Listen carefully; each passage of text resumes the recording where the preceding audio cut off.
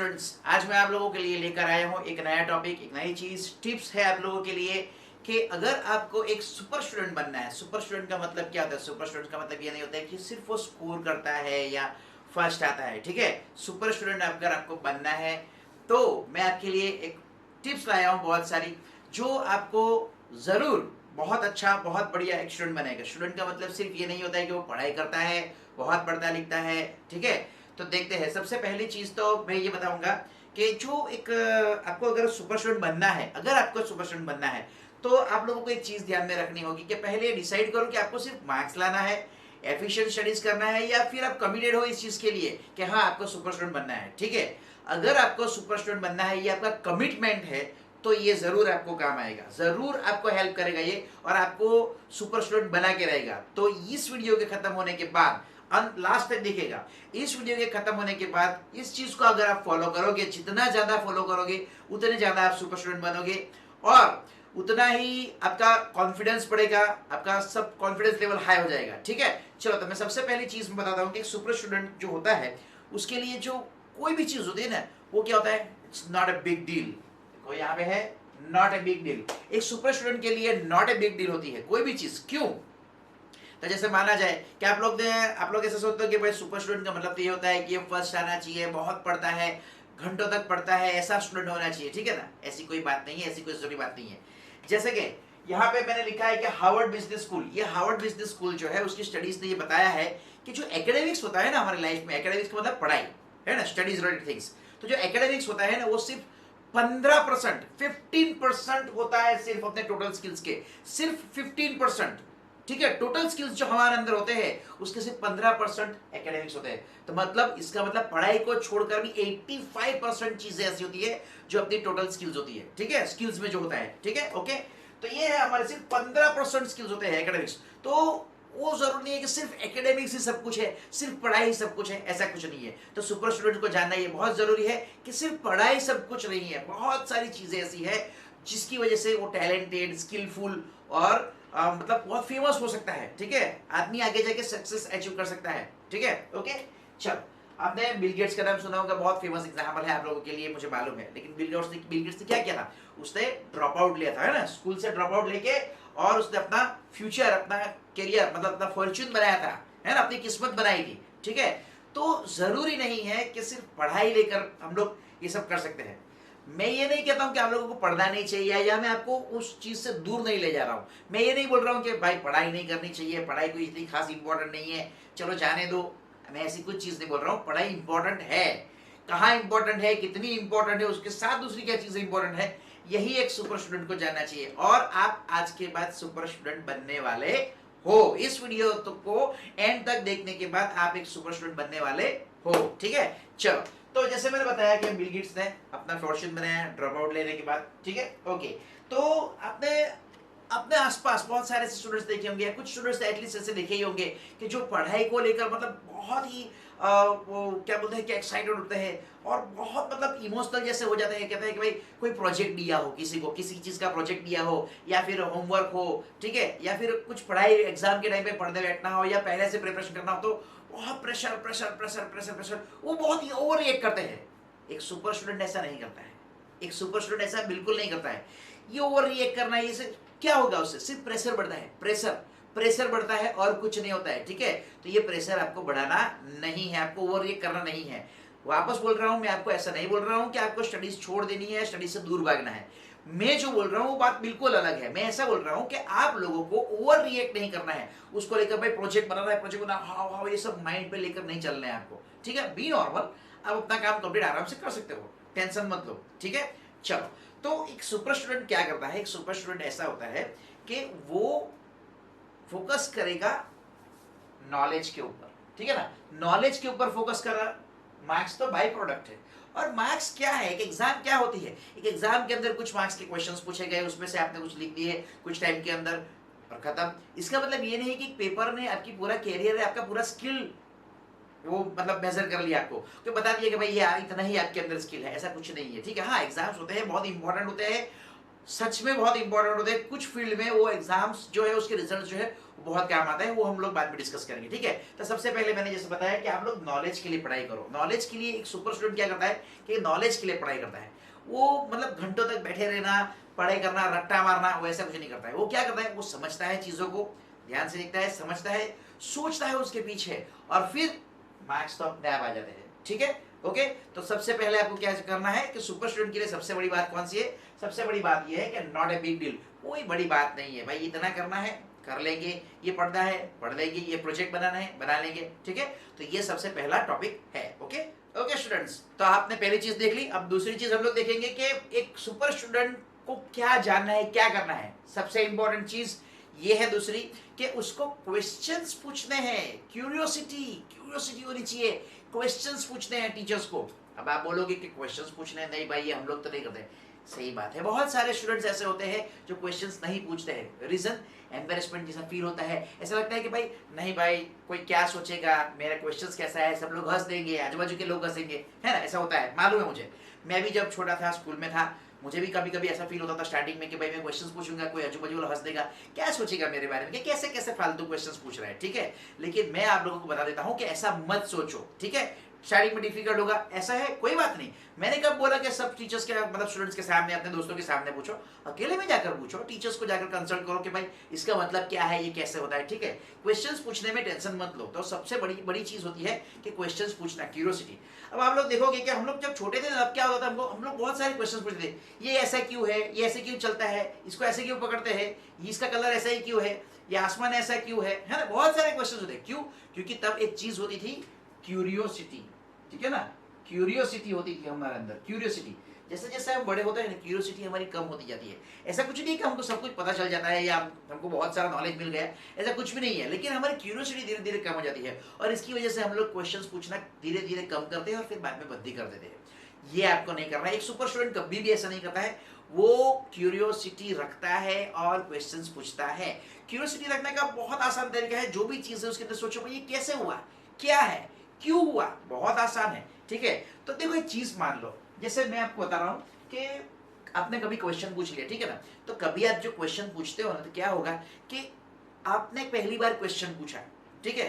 तो कोई भी पहली बार पूछा गया क्वेश्चन, मतलब जिस टॉपिक पे पूछ रहे हो, कभी भी ये याद रखना कि पहली बार पूछा गया क्वेश्चन सिली नहीं होता है।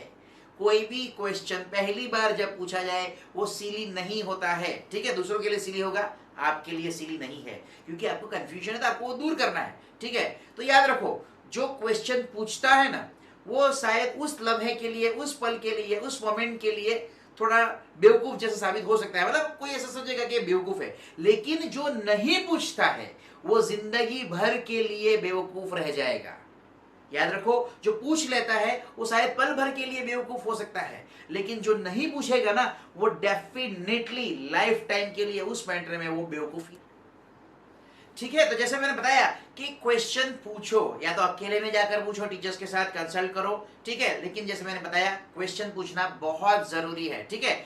जैसे बताओ, हाँ एक चीज जरूरी होती है कि क्वेश्चन आपकी क्वालिटी होनी चाहिए। मैं मानता हूँ कि आपके कुछ क्वेश्चंस, मतलब सारे क्वेश्चंस कुछ क्वालिटी होनी चाहिए, एकदम सिली भी नहीं होने चाहिए।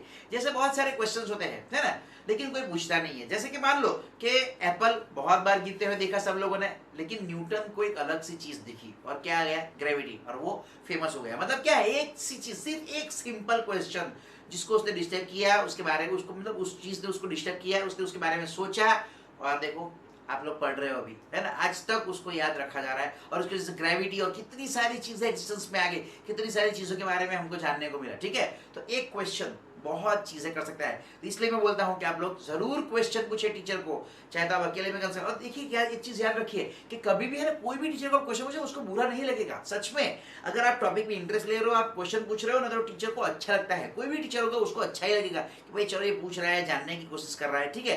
तो आप जरूर क्वेश्चन पूछे, आपको जरूर फायदा होगा उसका, ठीक है। ओके, ठीक है।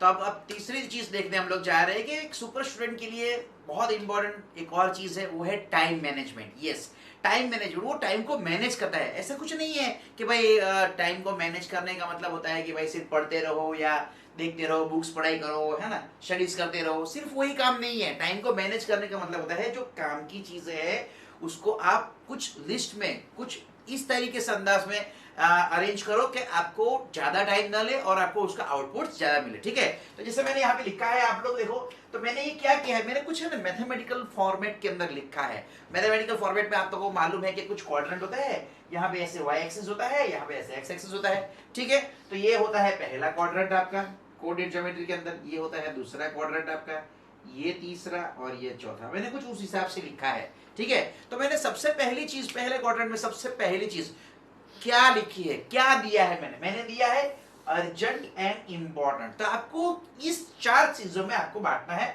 आपके काम को, ठीक है। तो आपको सबसे पहले क्या करना है, अर्जेंट एंड इंपॉर्टेंट काम आपको सबसे पहले करना है। अर्जेंट है और इंपॉर्टेंट है, क्या होता है, प्रोजेक्ट है, असाइनमेंट है, उसको कल का कल सबमिट करना है तो आप वो पहले करेंगे। टेस्ट है, उसका प्रिपरेशन करना है तो आप सबसे पहले वो करोगे, क्योंकि वो अर्जेंट भी है और इंपॉर्टेंट भी है, ठीक है ना। ये चीज सिर्फ स्टडीज और स्टूडेंट्स के लिए एप्लीकेबल नहीं है, ये एक्चुअली ये चीज तो लाइफ में कोई भी यूज कर सकता है। ये तो लाइफ में कोई भी इंसान यूज कर सकता है किसी भी मैटर के अंदर, कि इस 4 चीजों के अंदर अपना पूरे दिन की जो क्रियाएं होती है, जो आपको काम करना है, उसको बांट दो, आप बहुत टाइम बचा पाओगे। यस, आप बहुत टाइम बचा पाओगे। चलो मैं एक क्वेश्चन आपको पूछता हूँ, बाकी के आप हम लोग बाद में देखते हैं। मैं एक क्वेश्चन आपको पूछ रहा हूँ।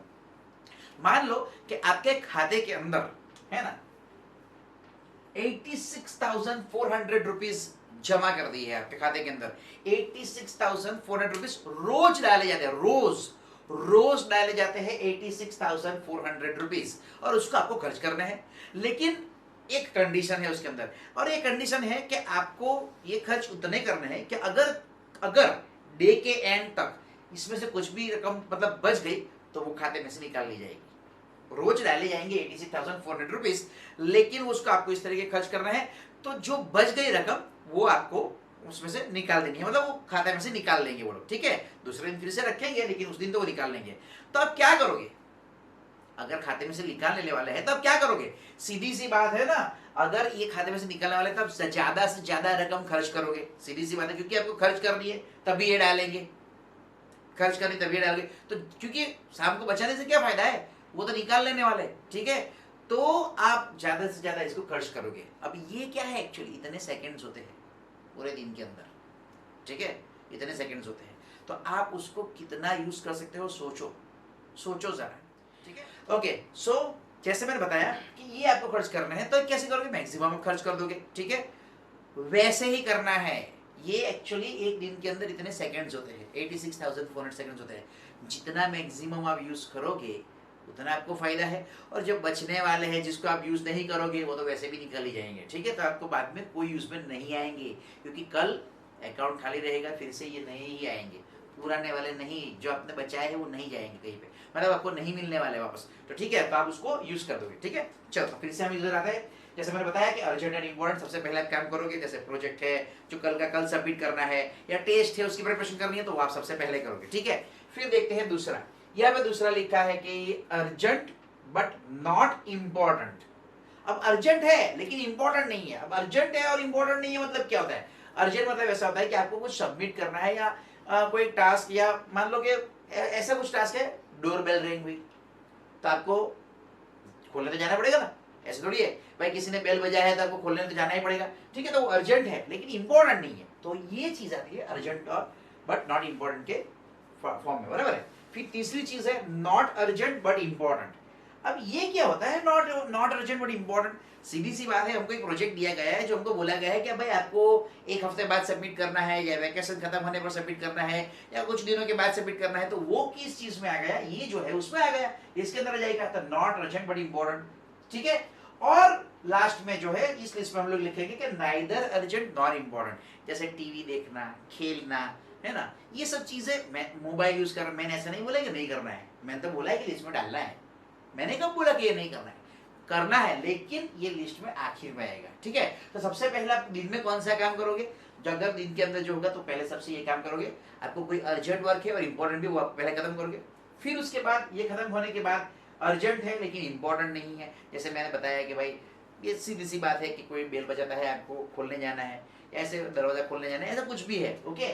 फिर है नॉट अर्जेंट बट इंपॉर्टेंट, हाँ, जो मैंने बताया कि भाई कुछ दिनों बाद सबमिट करना है, तो उसका इसके बाद आप लोग उसको ले सकते हैं, और ये काम खत्म होने के बाद आप ये चीज कर सकते हो, ठीक है। तो आप इस चीज को इन चारों में अगर बांट दोगे तो आपका काम बहुत ईजी हो जाएगा। अब इसको टाइम मैनेजमेंट कहते हैं।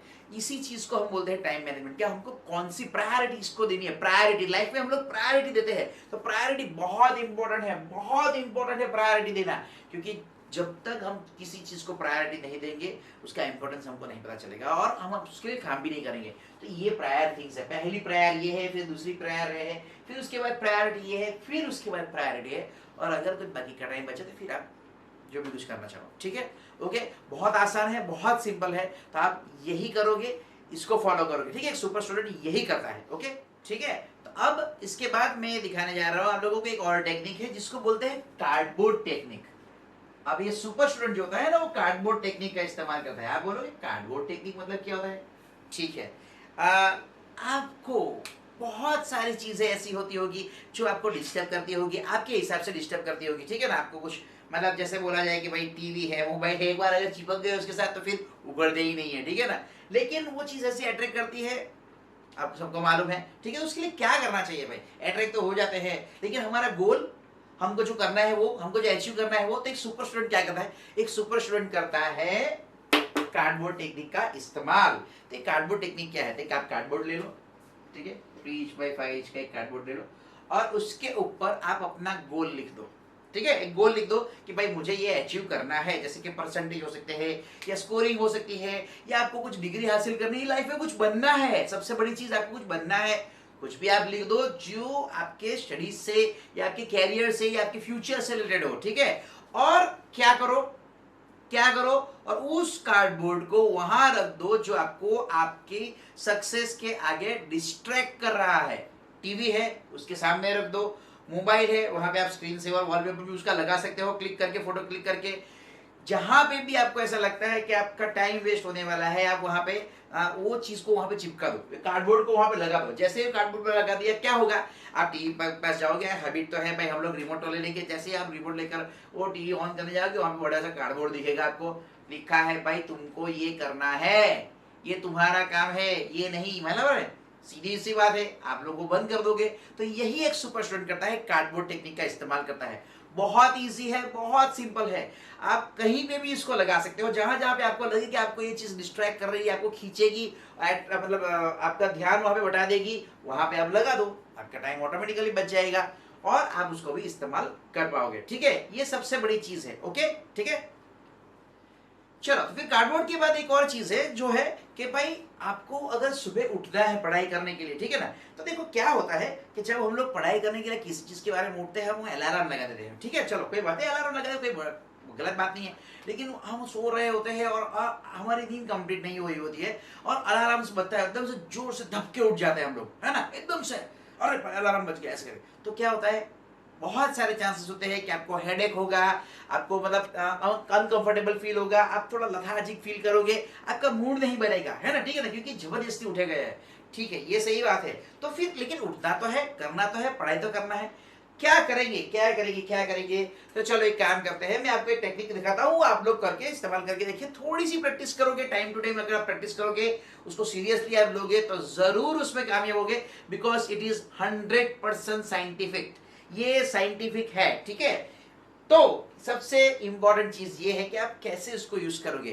पहली चीज, आप सोने जाते वक्त, आप जब सोने जा रहे हो, सो रहे हो, सोने के लिए जा रहे हो, अपना पिलो जो है ना, अपना पिलो, उसको बड़े प्यार से, उसको बड़े रिस्पेक्ट से, मालूम है थोड़ा सीली लग रहा है ना मैं जो बोल रहा हूँ, पिलो को प्यार से, रिस्पेक्ट से, हाँ, पिलो को प्यार से, रिस्पेक्ट से आपको उसको ऐसा बोलना है कि भाई पिलो, तुम मेरे बहुत बढ़िया फ्रेंड हो, बहुत अच्छे फ्रेंड हो, मुझे इतने बजे जगा देना। ठीक है, और ये बोलने के बाद आप सीधा सो जाना है आपको, मतलब, और उसके बाद और कोई चीज नहीं करनी है। मेन चीज ये, सबसे इंपॉर्टेंट चीज ये है, सबसे इंपॉर्टेंट चीज ये है कि आपको ये स्टेटमेंट कब बोलना है अपने पिलो को, बड़े प्यार से आपको कब बोलना है, जब आप ऑलमोस्ट सोने जा रहे हो, उसके बाद कोई एक्टिविटी करने वाले नहीं हो, कुछ भी नहीं करने वाले हो, ना मोबाइल देखने वाले हो, ना टीवी देखने वाले हो, ना कोई से बात करने वाले हो, कुछ नहीं, सीधा सोने जा रहे हो।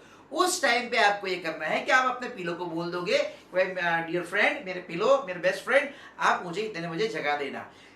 देखना, ये एक माइंड क्लॉक है, ह्यूमन क्लॉक, जो हमारे माइंड के अंदर सेट होता है, जो भी वर्ल्ड टाइम होता है उसके साथ ऑटोमेटिकली सेट ही होता है। वो अपने आप आपको देखना जगा देगा, उसी टाइम को जगा देगा। मैंने किया है, मैंने बहुत बार किया है और ये सक्सेसफुल है, सच में सक्सेसफुल है, सच में होता है।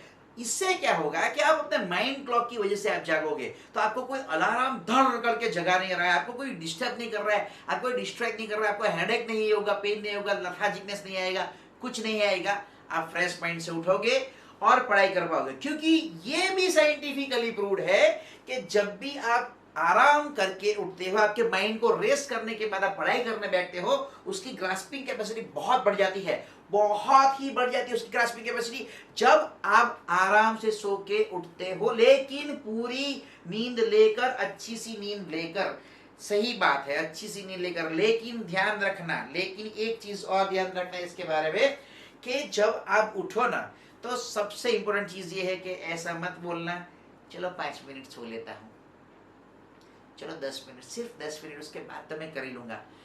याद रखना, ये 5 मिनट, ये 2 मिनट, ये 10 मिनट कब आधा घंटा, 1 घंटा उसके अंदर कन्वर्ट हो जाएगी आपको पता ही नहीं चलेगा।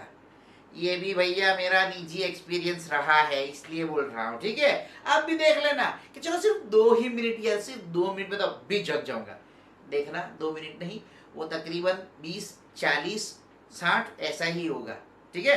तो ऐसा मत करना, ठीक है। दूसरी एक चीज और है कि जब आप पढ़ाई कर रहे हो ना, तो एक चीज आपको नहीं मालूम है तो मैं आपको बता देता हूं कि हमारा जो माइंड है ना, वो उसका जो मतलब कंसंट्रेशन और फोकस पावर जो होता है ना, वो होता है 40 to 45 मिनट्स, या आप बोल सकते हो 40 मिनट्स एग्जैक्टली, 40 to 45 मिनट्स। इसका मतलब क्या है कि कोई भी चीज अगर आपको कंटिन्यूसली नहीं पकड़ के रख सकती है, यस, कंटिन्यूसली आपको नहीं पकड़ के रख सकती है कोई भी चीज।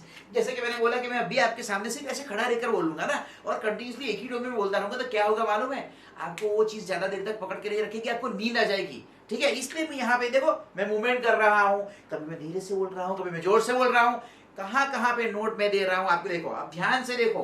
क्यों क्यों क्यों? क्योंकि आपको एक कंटिन्यूसली एक चीज आपको बहुत से बहुत ज्यादा से ज्यादा 40 से 45 मिनट तक पकड़ के रखेगी, उसके बाद नहीं।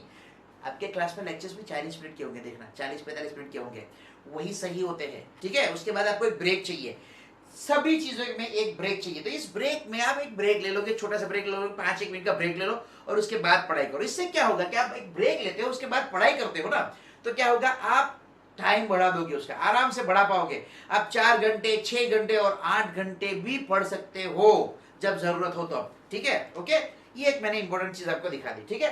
तो इसलिए आपको क्या करना है कि एक छोटा सा ब्रेक लेना है। हाँ, आप एक नैप भी ले सकते हो, 10 मिनट का, 5 मिनट का एक नैप, हाँ होता है, ये भी आप अपने आप को ट्रेन आराम से कर सकते हो। 5 मिनट का आप नैप ले सकते हो, क्योंकि यहाँ पे माइंड क्लॉक है, तो उसका इस्तेमाल आप कर सकते हो, ठीक है। तो मैं ये आपको एडवाइस करूंगा कि आप जरूर इस चीज का, इस टेक्निक का उपयोग करें, आपको बहुत बहुत बहुत फायदा होगा। आप ऐसा बोलोगे कि यार ऐसा कुछ नहीं होता है, देखो भाई, आप अपने आप को है ना, विश्वास रखो अपने ऊपर, और ये करो, ट्राई करो, 1 दिन, 2 दिन, 3 दिन, देखना आसपास आसपास आसपास उठते ही रहोगे, ठीक है। ओके, तो मैंने जो बताया ना कि भाई ये ब्रेक ब्रेक में पड़ता है, उसका एक रीजन है कि जैसे मान लो कि कोई मैं एग्जांपल देता हूँ, ठीक है, मैं आपको एक एग्जांपल दे देता हूँ। जैसे मान लो कि आपको खाना खाना बिठाया गया है, ठीक है, और आपकी थाली में कुछ 5-6 चीजें रखी गई है, ओके, और अगर उसको एक साथ आपको खाने के लिए बोला जाए ना, एक साथ आप नहीं खा पाओगे। आप क्या करोगे, step by step, bit by bit, मतलब बाइट बाय बाइट आप खाओगे, एक एक निवाला ले लेकर नहीं लेकर खाओगे, ठीक है ना। सब एक साथ रख दोगे क्या मुंह में, नहीं। तो वही चीज आपको करनी है, एक साथ पढ़ाई करने बैठोगे घंटों तक। कुछ कुछ स्टूडेंट्स होते हैं ना, मैंने 5 घंटे पढ़ाई की, मैंने 6 घंटे पढ़ाई की। अरे भाई लोग, मैं आपको बता देता हूँ कि आवर्स जो है ना, क्वांटिटी है ना, वो इंपॉर्टेंट नहीं है पढ़ाई में। क्वांटिटी कभी भी इंपॉर्टेंट नहीं है पढ़ाई के लिए, इंपॉर्टेंट है क्वालिटी। क्वालिटी किस हिसाब से आप पढ़ रहे हो, कैसे पढ़ रहे हो, वो इंपॉर्टेंट है। 5-5, 6-6 घंटे बैठकर भी कोई कुछ नहीं उखाड़ सकता, ऐसा कोई जरूरी नहीं कि वो लोग उखाड़ देंगे, ऐसा कुछ जरूरी नहीं है, ठीक है। हाँ, लेकिन क्वालिटी पढ़ाई आप करोगे, क्वालिटी पढ़ाई कुछ घंटों की, और प्लानिंग के साथ, जैसे मैंने बताया कि स्टेप बाय स्टेप करो, ये ब्रेक ले लो छोटे छोटे, और उसके बाद करो। देखना आप, है ना, जैसे आप एक एक निवाला आराम से खाते हो और फिर पूरी थाली आप आराम से कंप्लीट करते हो, उसी तरीके से आप पूरा सिलेबस भी आराम से कंप्लीट कर पाओगे, ठीक है। तो एक सुपर स्टूडेंट क्या करता है, एक सुपर स्टूडेंट डिवाइड करता है अपनी पढ़ाई के आवर्स को, एक साथ कंटिन्यूस कभी नहीं बैठता है, ठीक है। ओके ओके, ठीक है। तो जैसे मैंने बताया, आप स्टेप बाय स्टेप करोगे, ठीक है। ये चीज आपके लिए बहुत इंपॉर्टेंट है। दूसरी एक चीज मैं आपको बताता हूँ, मुझे क्यों हंसी आ रही है, क्योंकि मैं ये चीज ही ऐसी, ये टॉपिक ही ऐसा है कि आपको भी हंसी आएगी ये सोचकर, और आप अपने बारे में सोच के हंसोगे, दूसरों के नहीं, अपने खुद के बारे में सोच के हंसोगे, हाँ भाई मैं भी ऐसा ही करता हूँ, है ना। तो ये क्यों है ऐसा बता देता हूँ। कुछ लोग होते हैं ना, क्या बोलते हैं मालूम है, मैं 5 बजे पढ़ने बैठ जाऊंगा, 5 बजे। वो शाम की भी हो सकते हैं, मैंने नहीं बोला कि सुबह के है, ठीक है। 5 बजे, 5 बजे मैं पढ़ने बैठ जाऊंगा। अभी कितने बजे है, अभी 20 मिनट और बाकी है, मैं 5 बजे बैठ जाऊंगा, ठीक है। और क्या होता है कि भाई एक फ्रेंड होता है, फ्रेंड को थोड़ी ना मालूम है कि आपने कुछ ऐसा डिसाइड किया है, उसने आपको 5 बजने में 5 मिनट बाकी है और उसने आपको कॉल कर दिया। आप सोचे कि भाई 5 मिनट बाकी है, तो चलो कॉल पे बात कर लेता हूँ, और आपके फ्रेंड के साथ आपने कॉल पे बात कर लिया, कोई और चीज कर ली और कोई काम कर लिया। अब क्या हुआ भाई, 5 की जगह पे 5:10 हो गए, 5:10 हो गए, ठीक है ना, 5:10। अब जैसे ही 5:10 को फ्री हुए, आपको क्या करना चाहिए, बैठ जाना चाहिए। लेकिन आप क्या सोचते हो, अरे यार मैंने तो सोचा था 5 बजे बैठूंगा। एक राउंड फिगर होता है यार, एक राउंड ऑफ फिगर होता है ना, ठीक है ना, 5 बजे, ठीक है। अब मैं पक्का 5:30 बजे बैठ ही जाऊंगा, 5:30 बजे तो कंफर्म बैठ जाऊंगा। क्यों, एक राउंड फिगर है ना, एग्जैक्ट टाइम पे 5, 5:30, 6, 6:30, सब राउंड फिगर। ये हमारे माइंड के सेट के राउंड फिगर है और कुछ नहीं है, ठीक है। घड़ी में सभी टाइम होते ही है, सिर्फ राउंड फिगर वाला टाइम नहीं होते। लेकिन हम लोग क्या सोचते हैं भाई, राउंड फिगर वाला टाइम पे बैठ गए, फिर से वही समस्या, फिर से वही समस्या, और आगे आगे आगे बढ़ता जाता है। तो ये राउंड अप वाला जो सिस्टम है ना, वो आप निकाल दो दिमाग में से। आप भी बहुत सारे करते होंगे, मुझे मालूम है आप लोग करते होंगे। तो ये अब आपको नहीं करना है, क्योंकि आप अब सुपर स्टूडेंट हो। तो सुपर स्टूडेंट ऐसा नहीं सोचता है कि भाई चलो 20 मिनट बाकी है, मैं 5 बजे बैठूंगा। वो तभी बैठ जाता है जैसे डिसाइड कर लेता है, ठीक है ना, वो बैठ जाता है। क्या करना है, कुछ लोग ऐसा भी करते हैं, मैं 6 बजे तक पढ़ाई करूंगा। अरे ये क्या है, 6 बजे तक पढ़ाई करूंगा मतलब क्या होता है, 6 बजे तक पढ़ाई करूंगा मतलब, तो क्या होता है मालूम है कि 6 बज गए लेकिन टॉपिक कंप्लीट नहीं हुआ है, थोड़ा सा बाकी है, अब मैं बाद में करूंगा। अरे तो वो आधा क्यों छोड़ दिया, आधा छोड़ने का मतलब क्या है मुझे बताओ। तो इसलिए आधा मत छोड़ो, है ना, कंप्लीट करो उसको। ये मत बनाओ कि भाई मैं 6 बजे उठ जाऊंगा, ये बनाओ कि मैं ये टॉपिक लूंगा। इसलिए मैंने बोला कि टाइम को ऐसे राउंड अप मत करो। आप क्या करो, राउंड अप सिलेबस को करो, टॉपिक्स को करो, कि मैं इतने टॉपिक खत्म करने के बाद में उठ जाऊंगा। अब कभी भी वो मतलब जितने अच्छे तरीके से आप ध्यान से आप करोगे, उतना कम टाइम आप लोगे, और आप वो टॉपिक कंप्लीट करने के बाद आप उठ सकते हो। कभी कभी ऐसा होगा कि 6 बज गए, आपने जो डिसाइड किया था वो, लेकिन वो टॉपिक अभी बाकी है, लेकिन आपने क्या डिसाइड किया था कि आप टॉपिक कंप्लीट करोगे। तो उस टॉपिक को कंप्लीट करने के बाद आप उठोगे, तो आपकी मेहनत भी मतलब व्यर्थ नहीं जाएगी, और आपका टॉपिक भी कंप्लीट हो जाएगा, ठीक है। तो ये राउंड अप वाला सिस्टम है ना, वो निकाल दो। ये कुछ फालतू लोगों ने फ्री में बैठे होते हैं ना, उन लोग ने निकाला है राउंड अप। राउंड अप मतलब क्या होता है, राउंड अप मतलब क्या होता है, ऐसा कुछ चीज होती नहीं है, कुछ कुछ जगह पे एप्लीकेबल होती है, यहाँ पे हमने सब जगह पे लगा दी। जैसे कि 2 वर्ड है लाइफ के अंदर, है ना, सॉरी और थैंक यू, ठीक है ना। सॉरी और थैंक यू क्या है, जहां मिले वहां सॉरी, इतनी सी गलती की सॉरी, बड़ी गलती करते हो अभी सॉरी, कुछ हुआ छोटी सी बात थैंक यू, बड़ी सी बात थैंक यू। मतलब ये तो जैसे कॉमनली यूज होने चीज हो गई, तो ये भी ऐसा ही है ना, राउंड अप कॉमनली चीज होने जैसा हो गया कि भाई हाँ राउंड अप, मैं 4 बजे, मैं 5 बजे, मैं 6 बजे, मतलब क्या होता है 4-5, क्यों बाकी का टाइम बचता नहीं है क्या घड़ी में, बचता ही है। कोई टाइम राउंड अप टाइम नहीं होता है, कोई भी टाइम ले लो, कभी भी है, जैसे डिसाइड किया बैठ जाओ, ठीक है। तो ये सबसे बड़ी इंपॉर्टेंट चीज है, ठीक है, ओके। चलो तो ये तक खत्म हो गया आपको। अब आपको टाइम के बारे में, टाइम मैनेजमेंट के बारे में, वो जो मैंने फ्रैक्शंस बनाया था उसके बारे में, सब बारे में आपको पता चल गया, ठीक है। अब आप एक नई चीज और देखने जा रहे हो, वो है कि पढ़ाई करनी है तो कुछ टेक्निक्स आनी चाहिए, है कि नहीं।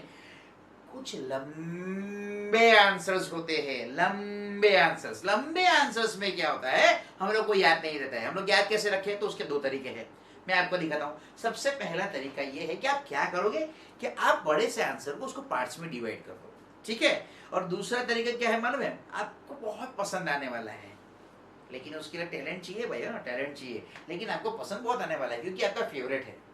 कैसे बताऊं, बता रहा हूं। आपको गाने सुनना पसंद है, हाँ पसंद है ना, गाने सुनना, आपके फेवरेट कुछ सॉन्ग होंगे, वो आप गुनगुनाते भी होंगे, गाते भी होंगे, रिपीटेडली गाते होंगे, ऐसा कुछ होगा, है ना, गुनगुनाते हैं, बहुत मजा आता है। तो एक काम करते हैं ना, आप जो गाना गुनगुनाते हो ना, तो वो वर्ड से ज्यादा उसकी ट्यून जो होती है वो बहुत बढ़िया होती है, वो हमको बहुत पसंद आती है, ठीक है ना। तो हम लोग क्या करेंगे, हमारा जो बड़ा आंसर है ना उसको गाने के अंदर फिट कर देंगे। आप अपना बड़ा आंसर गाने के अंदर फिट कर दो और फिर उसको गाओ, फिर उसको याद रखने की कोशिश करो। देखना जब भी एग्जाम के अंदर पूछा जाएगा ना, आपको दोनों मिलेंगे, आंसर भी मिलेंगे और एंटरटेनमेंट भी मिलेगा, क्योंकि आपने गाना बनाया है, ठीक है ना। वो मतलब वो गाने के अंदर मतलब जो म्यूजिक था मतलब जो है ना रिदम था, उसके अंदर आपने अपना आंसर डाल दिया, तो आपको फटाफट से आंसर याद आ जाएगा। बहुत ईजी है टेक्निक, लेकिन एक चीज याद रखना, एक आंसर के लिए एक ही गाना सिलेक्ट करना। बहुत सारे गाने हैं हमारे पास, उसमें से आपको बहुत सारे गाने पसंद भी होंगे, तो आप एक एक गाने के ऊपर 5-6 आंसर मत फिट कर देना, वरना कौन सा क्या याद आ जाएगा पता नहीं चलेगा, ठीक है, आपको एक कंफ्यूजन होगा। तो इसमें एक ही चीज ध्यान में रखने लायक बात है कि भाई आपको एक गाने के अंदर आपका एक लंबा आंसर फिट करना है, ठीक है। तो ये बहुत अच्छी टेक्निक है, आपको बहुत काम आने वाली है। कोशिश करो, और क्या करो कि ये सब फ्रेंड्स लोग मिलकर ना, 5-6 फ्रेंड्स मिलकर लेकर बांट लो कि भाई चल तू एक गाने पे ये एक बना के ले और गाना सिलेक्ट पहले से कर लेना, भाई उस गाने पे चलो सिलेक्ट करो कौन सा गाना किसको पसंद है। हाँ तो चलो तू ये वाला आंसर करेगा, तू ये वाला आंसर करेगा, तो क्या होगा, एक तो फ्रेंड्स के अंदर सबने डिसाइड करके रखा है कि सबको जो कॉमन गाना पसंद है, तो 3-4 गाने उसके ऊपर हम लोग ने किया, एक एक बनाएगा, दूसरा दूसरा में टाइम बच जाएगा, है ना। 4 लोग काम करेंगे, काम एक के टाइम का होगा लेकिन काम होंगे 4, तो इस तरीके से आप उसका आपका टाइम बचा सकते हो और आप उसको याद भी रख सकते हो, ठीक है, बहुत इजी है। चलो तो अब एक और टॉपिक के आगे बढ़ते हैं हम लोग कि पानी पीना है। Yes, water is the main important thing हमारे लिए, बहुत ही काम की चीज है। एक सुपर स्टूडेंट को ये जानना बहुत जरूरी है कि पानी इस चीज में क्या काम करता है, ठीक है। तो आपको पानी रेगुलरली पीना है, आपको minimum 10 glasses of water, 10 glasses of water आपको मिनिमम डे टाइम के अंदर पीने हैं। लेकिन ये ध्यान में रखिएगा कि आपको खाने के वक्त उस टाइम पे नहीं पीने हैं, क्योंकि शायद वो आपके डाइजेशन को मतलब अफेक्ट कर सकता है। आप लोग साइंस के मतलब आपने साइंस पढ़ा होगा या आपने देखा होगा कि सुना होगा कि भाई पानी है ना, खाते वक्त पीते थे क्या होता है कि भाई जो मतलब हमारा जो जूसेस जो होता है ना वो बराबर मिक्सअप होकर हमारा फूड डाइजेस्ट नहीं कर पाते। तो ऐसा एडवाइस दिया जाता है बहुत सारे लोगों को कि भाई खाने के आधे घंटे पहले पानी पियो या खाने के आधे घंटे के बाद पानी पियो, खाते वक्त पानी मत पिया करो, ठीक है। चलो ये तो हमने ध्यान में रख लिया, लेकिन आप ये चीज ध्यान में रखो कि आप पानी पिया करो। आप जब भी पढ़ाई करने बैठो ना, तो आप अपने पास पानी की एक बोतल रखा करो, ठीक है। और हर एक 10 मिनट के गैप में आप कुछ सिप पानी पिया करो, कुछ सिप, है ना, कुछ सिप आप पानी पिया करो, क्योंकि है ना वैसे प्रोटीन सिंथेसिस के लिए भी बहुत जरूरी है। हमारा ब्रेन जब यूज्ड अप होता है, जब हम पढ़ाई करते हैं तो यूज्ड अप होता है, तो उसके लिए प्रोटीन सिंथेसिस और उस चीज की जरूरत है, तो उसके लिए पानी की जरूरत होती है। तो आप एक काम करो, पानी पिया करो, सबसे इंपॉर्टेंट चीज है, ठीक है। और दूसरा चीज है खाना। यस, खाना मतलब खाना खाना ही देना है, वो इम्पोर्टेंट नहीं है, खाना खाने का इम्पोर्टेंट है। लेकिन जैसे आप सबको मालूम है, आपने ये सुना होगा कि जंक फूड मत खाया करो, जंक फूड मत खाया करो। यस, उसका एक रीजन है।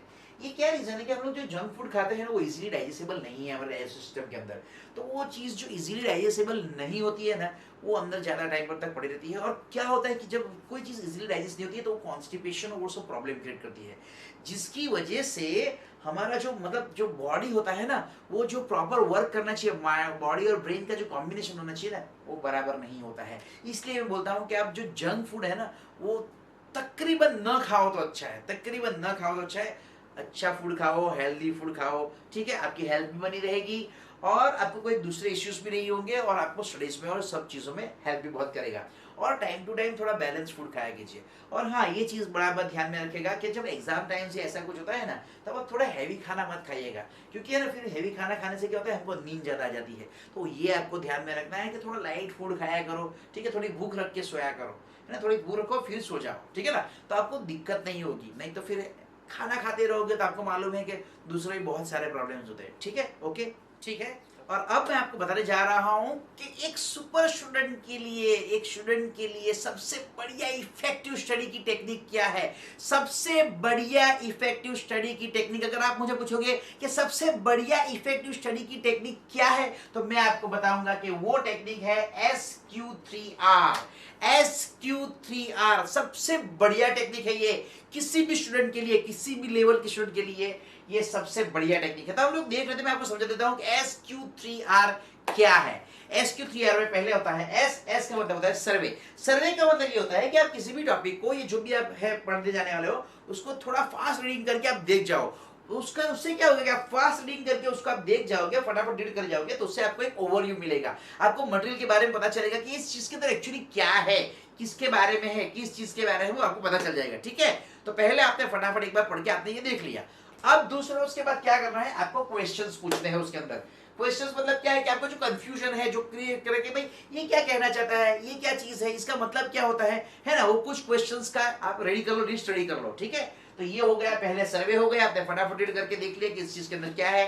फिर आप उसके अंदर क्वेश्चन पूछोगे, क्या कहना चाहता है, किस चीज के बारे में मटेरियल है, एक्चुअली क्या टॉपिक चल रहा है, किसके मैटर के बारे में है, ये सारे क्वेश्चन आप इकट्ठे कर लो। उसके बाद आपको करना है रीड। रीड का मतलब क्या है कि अब आप जो करोगे वो ध्यान से रीड करोगे, पूरे फोकस के साथ रीडिंग करोगे, देखोगे अपने क्वेश्चंस जो है उसको रेडी रखोगे आप, और उसके साथ उसके बाद आप उसको रेडी करोगे ताकि आपको आपके क्वेश्चंस के आंसर मिले, और पूरे फोकस के साथ आप पढ़ोगे तो आपके जो जो माइंड में जो क्वेश्चंस आए थे उसके आंसर्स ढूंढेंगे, उसको ये क्या है, क्यों है, वो फीड अप कर दो। तो आपके पहले 3 स्टेप तो इस तरीके से हो जाएंगे। पहले आप फटाफट रेडी करोगे तो सर्वे हो जाएगा, फिर उसके बारे में आप क्वेश्चंस रेडी करोगे तो क्यू आ जाएगा, फिर 3R में से पहला आर आ गया रीडिंग, जो आप फोकस के साथ करोगे। फोकस के साथ पढ़ाई करो, फोकस के साथ अगर आप पढ़ाई करोगे तो आपको आपके क्वेश्चंस के आंसर भी मिलते जाएंगे और वो आपको बढ़िया तरीके से याद रहेंगे, ठीक है। जैसे ही ये रीड वाला पार्ट खत्म होता है, आपको करना है रिसाइट या रिकॉल। रिसाइट या रिकॉल ये सबसे इंपॉर्टेंट चीज है। रिसाइट या रिकॉल का मतलब क्या होता है, जो आपने पढ़ा है ना वो आप जोर से बोलो, जोर से, यस लाउडली जोर से बोलो। अगर आप जोर से बोलोगे, लाउडली बोलोगे और आप रिसाइट करोगे तो क्या होगा, उसकी डबल इफेक्ट आएगी और आपके लॉन्ग टर्म मेमोरी के अंदर चला जाएगा, आपके मेमोरी के अंदर चला जाएगा, ठीक है। तो सबसे पहले सर्वे करो, फिर क्वेश्चंस के रेडी करो, क्वेश्चंस को ध्यान में रखने के साथ फोकस के साथ पूरी स्टडीज करो, रीडिंग करो, और उसके बाद रिसाइट करो। आप उसको बोलना है, रिसाइट करो, रिकॉल करो, बोलना है, डबल इफेक्ट आएगी। और जब ये खत्म होता है तो उसके बाद आपको करना है revise. Yes, revise, revise, revision बहुत ही इंपॉर्टेंट चीज है। रिवाइज आपको करना है इस मेथड से, एफआरटी मेथड से आपको रिवाइज करना है। वो आपको मैं आगे बताता हूँ क्या एफआरटी क्या है। एफआरटी मतलब क्या है, फास्ट रिवीजन टेक्निक, वो क्या है मैं आपको दिखाता हूँ, बताता हूँ। लेकिन आपको रिवीजन करना है। मैंने एक और वीडियो बनाया था कि आपको क्यों रिवीजन करना चाहिए, आपको होमवर्क क्यों दिया जाता है, रिवीजन क्यों करना चाहिए, वो मैंने आपको एक वीडियो बनाया था आपके लिए, वो मैंने दिया है। चाहे तो मैं इस वीडियो के अंदर उस वीडियो की मैं लिंक भी फिर से रख दूंगा, ठीक है। आप वो भी ओपन करके देख लीजिएगा, बहुत ही इंपॉर्टेंट चीज है, ठीक है। तो आपको क्या फॉलो करना है, SQ3R, सर्वे, क्वेश्चन, फिर उसके बाद रीडिंग, फिर रिसाइट या रिकॉल, आवाज से जोर से बोल के लाउडली, फिर इसके बाद रिवाइज। रिवीजन किस तरीके से करनी है, एफआरटी मतलब फास्ट रिवीजन टेक्निक से करनी है, ठीक है। तो मैं फास्ट रिवीजन टेक्निक आपको बता रहा हूं, ओके, ठीक है। तो मैं आपको बताने जा रहा हूं कि ये जो मैंने बताया था तो उसके अंदर ये रिवाइज में एफआरटी क्या है, फास्ट रिवीजन टेक्निक।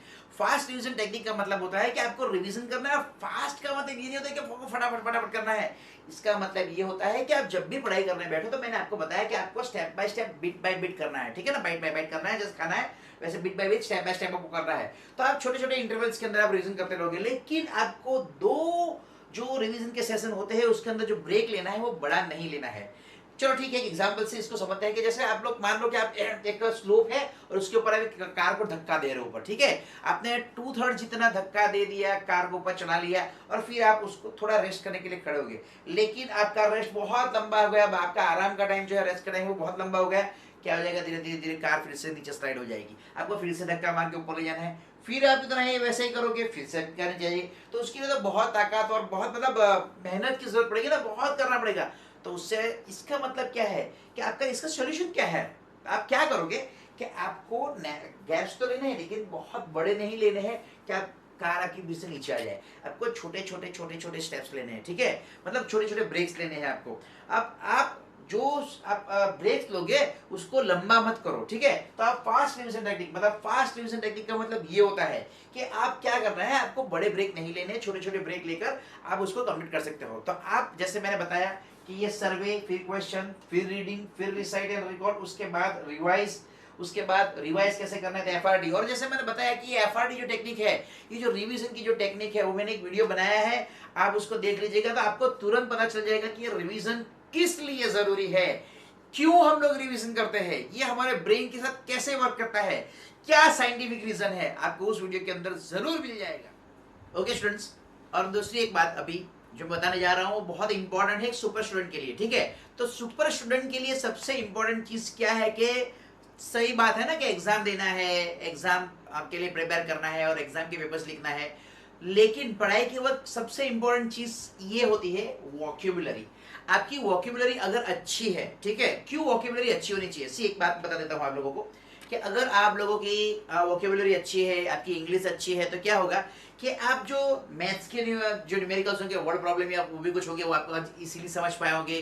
फिर साइंस के जो आंसर्स होंगे जो आप समझ चुके हो ऑलरेडी, मतलब कभी कभी ऐसा होता है कि आप बहुत सारी चीजें समझ चुके होते हो लेकिन आप पेपर पे लिख नहीं पाते हो, आप पेपर को उसको रिप्रेजेंट नहीं कर पाते हो, एक्सप्रेस नहीं कर पाते हो। क्यों ऐसा होता है कि आप रिप्रेजेंट नहीं कर पाते हो, एक्सप्रेस नहीं कर पाते हो? क्या क्या मेन रीजन क्या है? तो मेन रीजन ये है आपकी वोकेबुलरी। अगर आपकी वोकेबुलरी अच्छी नहीं है तो आप जो समझ चुके हो ना, वो आपके आइडियाज या आपकी नॉलेज वो आप पेपर पे रिप्रेजेंट नहीं कर पाओगे, और ये एक वजह होती है कि आपको थोड़ा सा पीछे ले सकते हैं। तो एक सुपर स्टूडेंट क्या करेगा, वो अपनी वोकेबुलरी को इंप्रूव करेगा, ठीक है, सबसे पहली बात।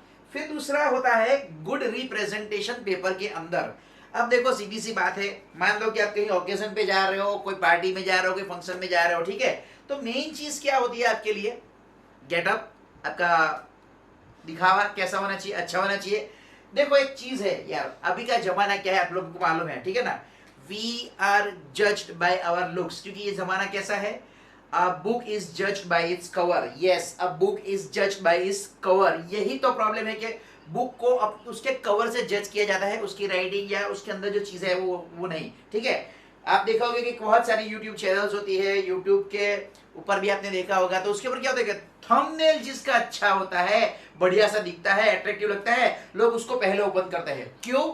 यही बात हुई ना कि books are being judged by their covers. तो इसके लिए हमको क्या करना चाहिए, हमारी आंसर शीट जो हो, ये सब जो है वो हमें क्या करना चाहिए, आंसर शीट और वो सबको हमको रिप्रेजेंटेशन बहुत अच्छा रखना चाहिए। अगर रिप्रेजेंटेशन, आंसर शीट वो सब बहुत बढ़िया है तो फिर आपका नंबर लग गया, आप सुपर स्टूडेंट कहलाओगे।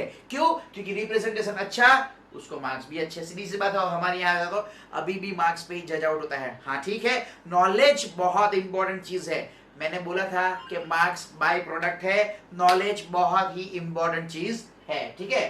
फिर होती है यार ये स्पेलिंग मिस्टेक्स। आपने कभी नोटिस किया होगा कि आपको है ना, कभी कभी अचानक से कोई चीज पूछ लिया जाए या कुछ स्पेलिंग पूछ ली जाए ना, तभी भी आप थोड़ा गड़बड़ कर देते होगे, यार यही आता है क्या, यार यही आता है क्या, कंफ्यूज होते हो। क्यों? क्योंकि जैसे मैंने बताया वोकैबुलरी ठीक नहीं होती है, थोड़ा सा हमारा रीडिंग का हैबिट नहीं होता है, इसलिए ऐसा होता है। तो हमको थोड़ी सी रीडिंग की हैबिट डालनी चाहिए, बुक्स के चैप्टर्स पढ़ने चाहिए, अच्छा रहेगा आप लोगों को। दूसरी चीज़, अगर आप सोचो कि आपने कुछ लिखा है, कुछ बढ़िया सी चीज़ लिखी है, अपने फ्रेंड को कुछ लेटर वेटर लिखा है कि भाई चलो उसकी बर्थडे है या कुछ अच्छा सा ओकेजन है, और आपने बहुत बढ़िया सा स्पेलिंग मिस्टेक कर दिया। स्पेलिंग मिस्टेक, अरे यार स्पेलिंग मिस्टेक तो बहुत खतरनाक चीज़ होती है, क्योंकि मतलब बदल देती है, मायने बदल देती है। स्पेलिंग, थोड़ी सी स्पेलिंग इधर उधर हो गई, मतलब बदल गया, मायने बदल गए। तो इसलिए स्पेलिंग मिस्टेक मत करो, ये तो वहां की चीज हो गई। लेकिन जब एग्जाम पेपर की चीज आती है ना, एग्जाम की चीज आती है, तब भी ऐसा ही होता है कि अगर आपने स्पेलिंग मिस्टेक कर ली तो कई जगह पे क्या होता है मालूम है, उसके आंसर के मतलब ही बदल जाते हैं, वो आंसर ही बदल जाता है, ठीक है। तो फिर अगर ये ऐसे प्रॉब्लम है तो मैं आपको जरूर बोलूंगा कि अगर आप एक सुपर स्टूडेंट हो तो आपको स्पेलिंग मिस्टेक्स पे भी बहुत ध्यान देना चाहिए, ठीक है। अब है हमको पेपर कैसा लिखना चाहिए। अरे भाई देखो एक सीधी सी बात है, मैं भी पेपर चेक करने जाता हूँ बोर्ड्स की, इसलिए मुझे मालूम है। बोर्ड्स के पेपर जब चेक होते हैं ना, तो क्या होता है कि हमको जो आप लोग 3 घंटे के अंदर लिखते हो ना, उसको हम लोगों को मिनटों में चेक करना होता है। 3 घंटे का पेपर आप लोग जो लिखते हो वो हमको मिनटों में चेक करना होता है। तो आप अगर मेरी जगह पे होते तो आप क्या करते? सोचो जरा, सीधी सी बात है कि जो मेन की पॉइंट्स है, जो मेन चीजें हैं, जो मेन बातें होती है वही होती है। टीचर्स लोग जो पेपर चेक करते हैं बोर्ड्स के वो सब, तो उसमें क्या होता है कि उन लोगों की बुक दी जाती है, आंसर की बुक दी जाती है। आंसर की बुक बहुत बढ़िया होती है, पूरा आंसर होता है, सब कुछ होता है उसके अंदर, कोई चीज की कमी नहीं होती है। लेकिन मेन पॉइंट्स जो होता है ना, मेन पॉइंट्स वो हाईलाइटेड होते हैं। तो आप लोगों को क्या करना है कि मेन पॉइंट्स को अंडरलाइन करो, ठीक है। और फिर सारे इक्वेशंस होते हैं या फिर कोई डायग्राम होता है, उसको बढ़िया रखो। अगर उसका डायग्राम बढ़िया है तो आपका रिप्रेजेंटेशन बढ़िया ही होगा, सामने वाला समझ जाता है, ठीक है। अच्छे से प्रैक्टिस करो उस चीज की। फिर इक्वेशंस को बॉक्स ब्रैकेट करो, अगर मैथ्स है तो उसके फाइनल आंसर को बॉक्स ब्रैकेट करो, फॉर्मूलास अगर अप्लाई की है आपने तो उसके अंदर बॉक्स ब्रैकेट करो। तो इसका मतलब क्या होता है कि आपने क्या लिखा है, एग्जामिनर फ्रेंडली पेपर लिखा है।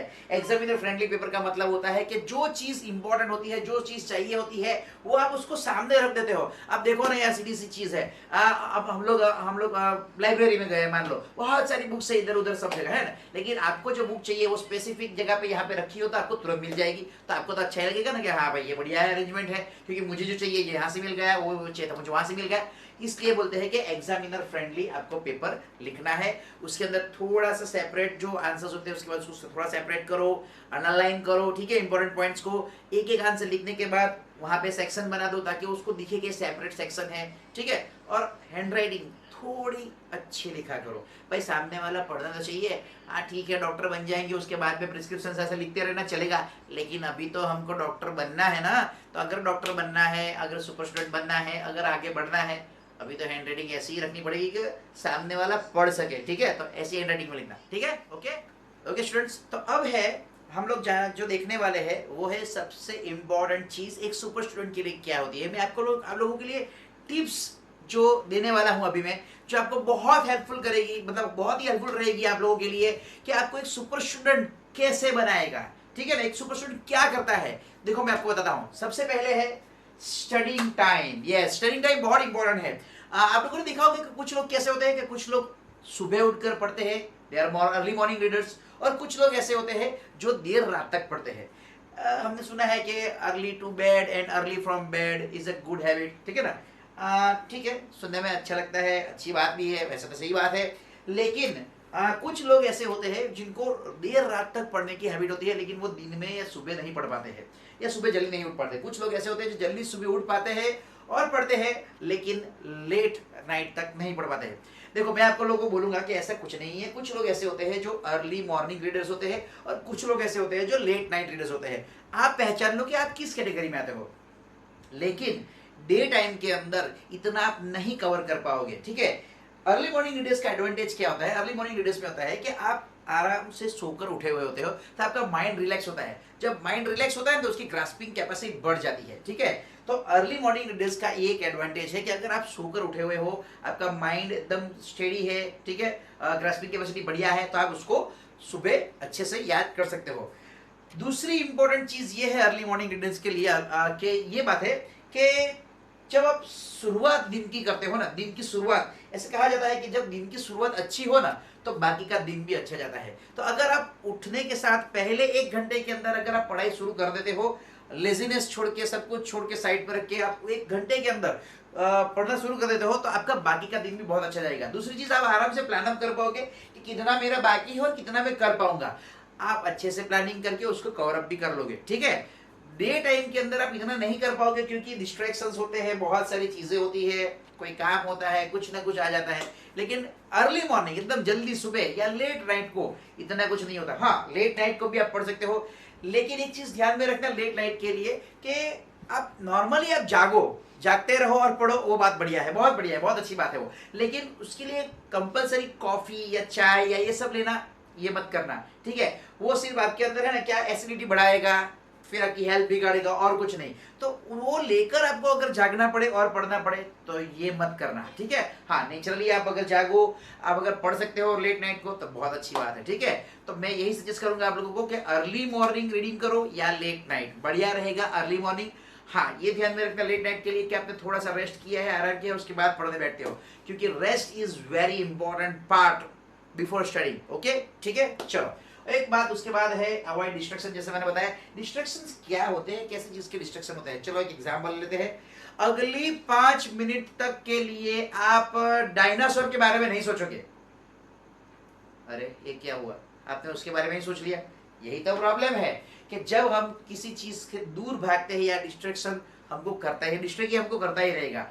कोई चीज ना कोई चीज ऐसी होती है जो हमको डिस्ट्रैक्ट करे, उसके आसपास मत रहो। तो इसके लिए हमको क्या करना है कि जो पढ़ाई की जगह है ना वो हम लोग ऐसे सिलेक्ट करेंगे, और टाइम सबसे बड़ी चीज होती है उसके अंदर, टाइम मैनेजमेंट। जैसे मैंने बताया स्टडिंग टाइम, तो टाइम मैनेजमेंट बहुत इंपॉर्टेंट होती है। आप ऐसा टाइम सिलेक्ट करो, ऐसी जगह सिलेक्ट करो कि आपको डिस्टर्ब ना हो। दूसरी चीज, आप लाइब्रेरी में जाके पढ़ सकते हो, क्योंकि बहुत सारी लाइब्रेरीज ऐसी होती है जिसके अंदर लाइटिंग और वो सब बहुत बढ़िया होता है, शांति होती है, बहुत पीस होता है, और आपको वो माहौल मिलता है, वो एनवायरनमेंट मिलता है जिसके अंदर जाके आप प्रिपेयर कर सकते हो। तो मैं आपको ऐसा सजेस्ट करूंगा कि आप अगर सुपर स्टूडेंट हो आप, सुपर स्टूडेंट। एक सुपर स्टूडेंट क्या करता है कि ऐसे माहौल में जाके पढ़ेगा जहाँ पे उसको एनवायरमेंटल मतलब ऐसा एनवायरमेंट मिलेगा कि जाके वो फोकस कर सके, बहुत बढ़िया से पढ़ाई कर सके। ठीक है, मैंने ये नहीं बोला कि घंटों तक पढ़ाई करते रहो बैठे रहो, लेकिन मैं क्या बोल रहा हूँ कि आप क्वालिटी पढ़ाई करो, क्वांटिटी नहीं, क्वालिटी पढ़ाई। क्वालिटी पढ़ाई में क्या होता है कि आपको नॉलेज भी मिलेगा, है ना, फिर जानने को मिलेगा, आपकी क्यूरियोसिटी जागेगी, फिर आप आगे पढ़ोगे, आगे सोचोगे, तो ये बहुत बढ़िया चीज होगी। ठीक है, अब देखते हैं दूसरा है बिलीव इन योर सेल्फ। अब ये क्या है भाई, बिलीव इन योर सेल्फ? हमको तो अपने आप पे भरोसा है नहीं रे, ऐसा नहीं है। बहुत बार हम लोग ऐसा सोचते हैं, ऐसा कहते हैं कि भाई क्या मैं कर पाऊंगा, क्या मुझसे ये होगा, क्या मैं ये कर सकता हूँ, ये सारे चीजें, ये सारे क्वेश्चंस निकाल दो, या तो फिर हम लोग ही डाउट करते हैं यार ये मुझसे शायद नहीं होगा, इतना तो मैं नहीं कर पाऊंगा, ये सारी चीजें निकाल दो। देखो भाई एक नियम है दुनिया का, ठीक है, आप खुद पर भरोसा नहीं करोगे तो आपके ऊपर कोई क्यों भरोसा करेगा? जब आप खुद पर ही भरोसा नहीं करते हो तो आपके ऊपर क्यों कोई भरोसा करे? ठीक है, इसलिए ये चीज निकाल दो, अपने आप पर भरोसा रखो, ये सोचो कि मैं कर सकता हूं और मैं करूंगा। ठीक है, एक माइंड फ्रेम कर दो आपके, हाँ हमको करना ही है, और आप बैठ जाओ। दूसरी किसी भी डिस्ट्रक्शन में मत आओ, किसी भी नेगेटिविटी में मत आओ, सिर्फ एक ही चीज करो कि मैं कर सकता हूं। ठीक है, बी पॉजिटिव। ओके, चलो उसके लिए क्या करना पड़ेगा? एम्बिशन, गोल होना चाहिए। यस, सही बात है, एक एम्बिशन होना चाहिए। गोल, गोल क्यों होना चाहिए? चलो एक एग्जांपल ले लेते हैं। आपको एक ट्रेन में बिठा दिया बिना टिकट के, बिना कहाँ पे जाना है, वैसे कुछ फिक्स नहीं है, ट्रेन चलती गई और आप कहीं पे उतर गए। आप जहाँ पे उतरे, आप कहाँ पहुंचे? एक्चुअली कहाँ पहुंचे आप कहीं नहीं पहुंचे, क्योंकि आपका डेस्टिनेशन फिक्स नहीं था, आपका कोई डिसीजन नहीं था कि आपको यहाँ पे जाना है या वहां पे जाना है। मतलब आप कहीं पे भी पहुंच जाओ, कितना भी डिस्टेंस ट्रैवल कर लो, लेकिन आप कहीं पर भी नहीं पहुंचे हो। ठीक है, क्यों? आपका कोई गोल नहीं है, आपका एम्बिशन नहीं है, कोई डेस्टिनेशन नहीं है। ठीक है, इसलिए ये बहुत जरूरी है कि आप एम करो, गोल करो, क्योंकि गोल जो है ना वो आपको आपका टारगेट दिखाएगा। जब तक आपके पास आपका टारगेट नहीं है ना, आप आगे बढ़ना थोड़ा कठिन हो जाएगा, थोड़ा नहीं मैं तो बोलूंगा ज्यादा कठिन हो जाएगा, क्योंकि आपको मालूम नहीं कि कौन सी डायरेक्शन में जाना है। भाई जब तक सीधा सीधा रास्ता है तब तक ठीक है, लेकिन कभी कभी हम ऐसा आ जाता है ना कि चौराहे पे पहुंच जाते हैं। अब चौराहे पे जहां से आए हैं वहां पे तो चलो ब्लॉक हो गया, लेकिन बाकी के 3 रास्ते हैं ना चौराहे पे, अब कंफ्यूजन है कि कहाँ पे जाऊं। तो जब तक आपका गोल क्लियर नहीं है आप वहां पे नहीं पहुंच पाओगे। ठीक है, तो अपना गोल क्लियर रखो, अपना एम्बिशन क्लियर रखो, ये देखो कि आपको कौन सी कॉलेज में पढ़ना है, क्या आपको अपने आप को फ्यूचर में देखना है ना, कौन सी पोस्ट पे देखना है, कैसी जगह पे देखना है, कैसी कॉलेज में पढ़ना है, ये सब एम्बिशन, ये सब गोल रखो आप अपने, और उसको ध्यान में रख के आप आगे बढ़ो। ठीक है, वो गोल को आप क्या कर सकते हो, आप अपने गोल बना दो, फिर उसको ऐसी जगह पे लगा दो जहां पे आपकी रोज नजर जाती हो। ऐसा नहीं, मैं ऐसा नहीं बोल रहा हूँ कि आप लिख के रखो। जैसे मान लो कि आपको बहुत बढ़िया सी कॉलेज में एडमिशन लेना है, या आपको बहुत बढ़िया सी कोई कंपनी में जॉब लेना है, तो उस कंपनी का जो फोटो होता है या कॉलेज का जो फोटो होता है ना, वो फोटो वहां पे लगा दो जहां पे आपकी नजर हर बार बहुत बार दिन में जाती हो। ठीक है, आपको आपके गोल के पास वो जरूर लेकर जाएगा, आपको जरूर पॉजिटिविटी दिखाएगा। ठीक है, फिर देखते हैं oh sing and dance and listen music. अब सीधी सी बात है यार, आज की लाइफ कैसी है सबको मालूम है, किस तरीके की लाइफ है, स्ट्रेसफुल लाइफ है, कोई ना कोई टेंशन रहता है, ये टेंशन वो टेंशन, बच्चों को भी टेंशन रहता है, भाई प्रोजेक्ट खत्म करो, होमवर्क खत्म करो, ये दिखाना है, वो दिखाना है, टेस्ट की प्रिपरेशन करना है। ठीक है ना, ये सब करना तो है, लेकिन उसके साथ साथ माइंड को भी फ्रेश रखना है, अपने आप को भी खुश रखना है, क्योंकि जब तक आप खुश नहीं रहोगे आप आगे नहीं बढ़ पाओगे। क्योंकि आप लोगों ने शायद पढ़ा है कि a person is wealthy when he is mentally and physically fit. दोनों तरीके से वो फिट होना चाहिए, मेंटली और फिजिकली दोनों। फिजिकली फिट है लेकिन मेंटली फिट नहीं है, प्रॉब्लम। मेंटली फिट है लेकिन फिजिकली फिट नहीं है, प्रॉब्लम।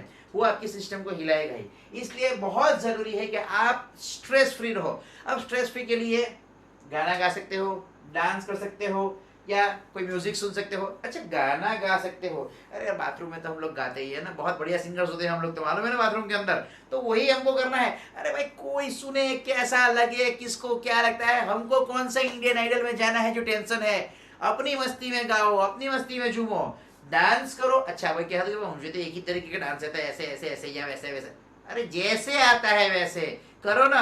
वैसे भी आधी चीज के अंदर आप देखोगे डांस तो कुछ दिमाग बिना का ही होता है डांस, तो आप क्यों टेंशन लेते हो? आराम से खुले मन से नाचो, है ना, खुले मन से एंजॉय करो, अपना माइंड फ्रेश करो, अपने आप को पॉजिटिव रखो। ठीक है, और म्यूजिक, अरे बहुत बढ़िया चीज होती है। अभी तो आप लोग बहुत सुनते होगे ना, वो किसका सुनते हो आप? अरिजीत सिंह का।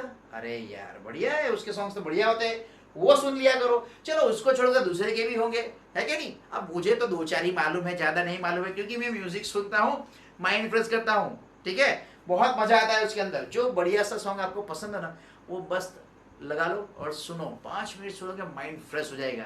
क्योंकि ये रियली साइंटिफिक है कि बहुत सारे लोग ऐसे होते हैं जो म्यूजिक सुने तो एकदम फ्रेश हो जाते हैं और उसके बाद उनके वर्किंग आवर्स बढ़ जाता है। यस, वर्किंग आवर्स बढ़ जाते हैं, उनकी टेंडेंसी, उनकी पॉजिटिविटी, उनके काम करने का तरीका, एफिशिएंसी, सब कुछ बढ़ जाता है, ठीक है। तो म्यूजिक आप सुनो, लेकिन सिर्फ सुनते ही मत रहना, उसके बाद काम भी करना है। तो घंटों तक सिर्फ म्यूजिक मत सुनना, ठीक है। ओके, चलो। अच्छा, मेमोरी टेक्निक्स। यस, पढ़ाई के वक्त सुपर स्टूडेंट क्या करता है, वो मेमोरी टेक्निक्स बनाता है। मेमोरी टेक्निक्स बहुत अच्छी चीज़ होती है। मेमोरी टेक्निक्स जैसे माइंड मैप्स होते हैं, वो हो सकता है। फिर या तो किसी चीज़ के साथ अब हम का अपनी चीज़ों को लिंक कर दे, या किसी गाने के ऊपर अपना आंसर फिट कर दे, ये बहुत बढ़िया चीज़ है। या तो फिर निमोनिक्स होते हैं, जैसे कि हम लोग बोलते हैं ना विबग्योर। विबग्योर होता है ना, violet, indigo, blue, green, orange, yellow, red, होता है ना विबग्योर, हम लोग ये याद रखते हैं। फिर होता है वो आपने जो 9 प्लैनेट्स याद रखते हैं, अब तो 9th वन नहीं है, प्लूटो है नहीं है, ऐसे कंफ्यूजन चलते रहते हैं। लेकिन हमारे पास तो है my very intelligent mother just showed us 9 planets, है ना। उसके ऊपर से आप लिखते थे कि भाई मर्क्यूरी, वीनस कैसे लाइन में सब आता है, ठीक है। तो वैसी तरीके से भी आप याद रख सकते हो। वैसे भी पीरियोडिक टेबल जो होता है केमिस्ट्री का, वो भी याद रखने के लायक है। उसमें भी एक सॉन्ग जैसा है जिससे आप याद रख सकते हो। बहुत सारी ऐसी चीजें हैं जो आप उसको इस्तेमाल कर सकते हो, या फिर अपना खुद का भी टेक्निक बना सकते हो। अपने खुद का टेक्निक बनाओ, मेमोरी कार्ड बनाओ, बहुत अच्छी चीज़ है। एक कार्ड रखो, उसके अंदर कुछ लिख के रखो, जेब के अंदर घुमा करो, मतलब उसको लेकर घुमा करो। जब भी टाइम मिले देख लो, फिर से रख दो, देख लो, फिर से रख दो, रिपीटेशन हो गया, याद रह जाएगा। बहुत ईजी है, बहुत सारी मेमोरी टेक्निक्स है, ठीक है। तो उसको अपना लो, ठीक है। फिर एक्सरसाइज, अरे यार ये तो बहुत ज़रूरी है। अच्छा, सुपर स्टूडेंट मतलब क्या, मतलब बॉडी वाला पहलवान ऐसा नहीं, ऐसा नहीं है, ऐसा नहीं है। मैं ऐसा नहीं बोल रहा हूँ भाई, मैं बोल रहा हूँ एक्सरसाइज का मतलब है कि फिटनेस के लिए और ब्लड सर्कुलेशन के लिए बहुत इंपॉर्टेंट है। ब्लड सर्कुलेशन के लिए हम अगर प्रॉपरली एक्सरसाइज करते रहेंगे तो हमारा ब्लड सर्कुलेशन बराबर रहेगा, डाइजेस्टिव सिस्टम बराबर रहेगी। ब्लड सर्कुलेशन बराबर होने से क्या बचेगा कि हमारे हर एक सेल के अंदर प्रॉपरली ब्लड सर्कुलेट हो रहा रहेगा। अब ब्लड के अंदर क्या होता है, ऑक्सीजन, और आपने देखा है कि सेलुलर रेस्पिरेशन जो होता है उसके अंदर सबसे इंपॉर्टेंट चीज क्या होती है, ऑक्सीजन। तो अगर ब्लड सर्कुलेशन बराबर होता रहेगा, ऑक्सीजनेटेड ब्लड हमारे हर एक सेल के अंदर पहुंचते रहेंगे, तो वो हमको एक्टिव रखेंगे, ठीक है। तो सबसे इंपॉर्टेंट चीज है एक्सरसाइज और मेडिटेशन। यस, मेडिटेशन भी बहुत इंपॉर्टेंट है। आप मेडिटेट करोगे, ऐसा कहा जाता है कि जो आपकी उम्र होती है ना, एटलीस्ट उतनी मिनट आप मेडिटेशन कर लो। जो आपकी उम्र होती है ना, उतनी मिनट आप मेडिटेशन कर लो। जैसे कि मान लो आप 15 साल के हो तो आप 15 मिनट एटलीस्ट मेडिटेशन कर लो। आप 12 साल के हो, 12 मिनट एटलीस्ट मेडिटेशन कर लो। मेडिटेशन का मतलब ये होता है कि हमें कोई भी फालतू या कोई भी चीज़ के बारे में सोचना नहीं है, सिर्फ मेडिटेट करना है। वो आपको मालूम मेडिटेशन क्या है, आपको बहुत बढ़िया रिजल्ट देगा, ट्राई करके देखना, ठीक है। फिर होता है राइटिंग प्रैक्टिस। अरे यार ये सबको बोरिंग लगता है, क्या राइटिंग प्रैक्टिस आज के टेक्नोलॉजी के ज़माने में, क्या क्या लिखते रहो, घिसते रहो, लिखते रहो, घिसते रहो। अब देखो भाई, सही बात है कि आप लोग बोलते हो, मैं तो मना नहीं करूँगा, क्योंकि मेरे हिसाब से तो हर कोई अपनी तरफ से सही होता है। लेकिन मैं इतना बोलूँगा कि राइटिंग प्रैक्टिस क्यों ज़रूरी है। राइटिंग प्रैक्टिस इसके लिए ज़रूरी है कि हमको एग्जाम्स देनी है भाई, उसके अंदर पेपर टाइम पे खत्म करना है। और दूसरी चीज, सिर्फ एग्जाम की बात नहीं है, लाइफ में भी कहीं भी कुछ भी चीज टाइम पे कैसे खत्म करना हो, वो सिखाता है हमको राइटिंग, ठीक है ना। तो अगर राइटिंग प्रैक्टिस आप बढ़िया से करोगे तो आपका पेपर टाइम के अंदर खत्म हो जाएगा। यही चीज आपको आगे चल के बहुत सारी चीजों में काम आने वाली है, ठीक है। कि आप फटाफट से आपके आइडियाज जो है वो पेन और पेपर लेकर उसके ऊपर स्क्रिबल कर सकते हो। क्योंकि अगर आपको राइटिंग प्रैक्टिस नहीं है तो आप वो अच्छी तरीके से स्क्रिबल नहीं कर पाओगे जो आपके माइंड में आइडियाज है, ठीक है। तो राइटिंग प्रैक्टिस बहुत इंपॉर्टेंट है, पेपर के लिए भी, एग्जाम्स के लिए, सब चीजों के लिए, ओके। फिर है, ये बहुत इंपॉर्टेंट पॉइंट है, rapport with teachers. Rapport with teachers का मतलब होता है कि आपको टीचर्स के साथ बहुत अच्छे रिलेशनशिप रखने हैं, एक फ्रेंडली रिलेशनशिप रखने हैं।